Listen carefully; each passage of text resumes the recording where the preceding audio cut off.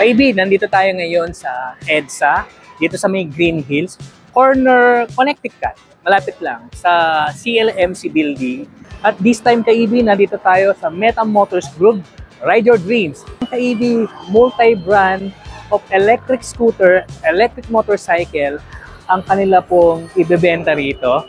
And of course, ayan, para siyang motor trade, kung familiar kayo, or sa mga Guanson. But this time, pure electric scooter ang kanila pong ibebenta rito. So, Kaibi, excited na ako.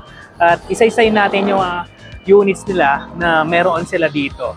So, for now, soft opening lang to. Sabi nila, hindi pa masyadong kompleto yung mga electric scooter na kanila pong ibebenta rito. For now, yan muna ang ipapakita natin. I think nasa 6 na electric scooter or motorcycle na meron dito.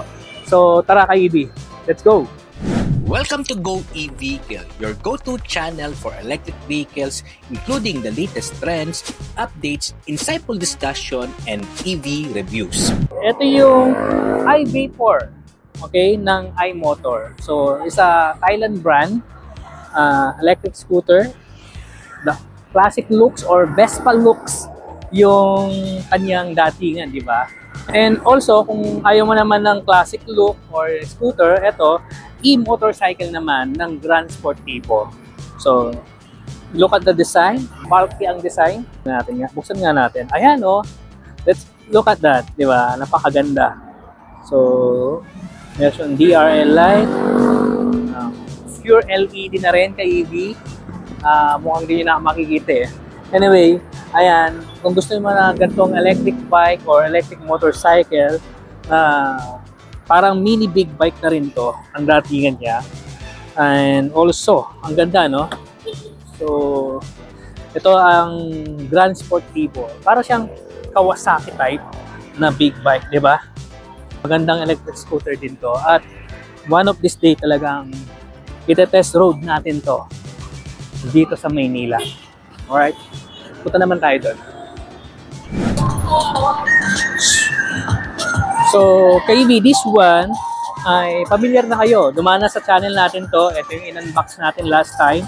Yung Tromox Yuko S Plus. Okay?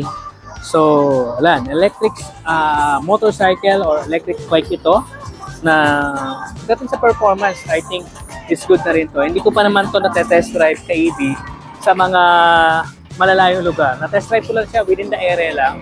But, isa ito sa pwede nyo makita dito sa Meta Motors. Okay? At behind me, the Scramble. Nandito rin sa Scramble, pero hindi siya binibenta. Naka-display lang siya. Alright? Doon naman tayo sa loob. This one KV, yung kanilang Clara S electric scooter. So, ang race nito ay abot din ng almost 200 kilometers. And this is the Binpass Evo 200. Okay. Manang, anong masasabi mo rito? Cute. Anyway, yan. This is, by the way, this is Binpass also.